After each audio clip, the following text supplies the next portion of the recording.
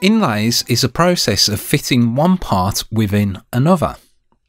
When using a CNC to machine a part to fit it into another, you cannot get into the corners as shown in the area clearance video. This is because of the radius of the tool that you are using.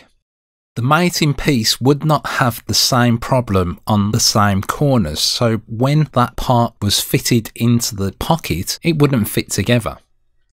You could solve this by actually drawing the radius on each corner manually, but the inlay toolpath does this automatically for you.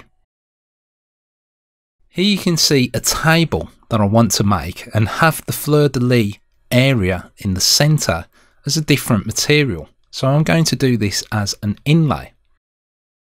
The inlay toolpath is located below fluting under 2D toolpaths.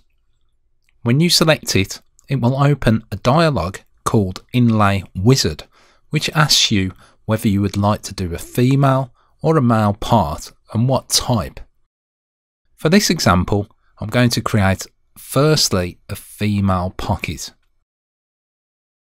The actual toolpath dialog is very much similar to the other toolpaths and can be treated much like creating an area clearance. Select the finish depth and the finishing tool. Make sure that you make a note of the finishing tool though, because you will need to use the same tool when you create the male insert to fit into the pocket in order to match. You can also use a roughing tool to get rid of most of the material prior to finishing.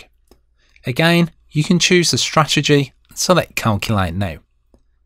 I can now simulate the toolpath, and if I zoom in on one of the internal corners, we can see that the tool can't physically get right into the corner. Now let's create another inlay, this time the male insert to fit into the pocket. I'm going to just choose to do a straight insert. Now this is a very simple profile dialog toolpath. A depth needs to be entered. Remember, the pocket is 3mm deep, so if I am using material larger than 3mm, it will stick above the table. Also, make sure to change the material thickness.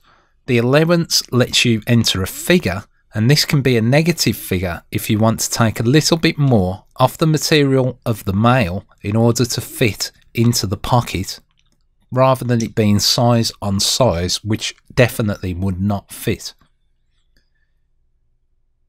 You can also do this on the pocket if you wish to do so. Choose your tool, remember to use the same tool as the pocket, and then calculate.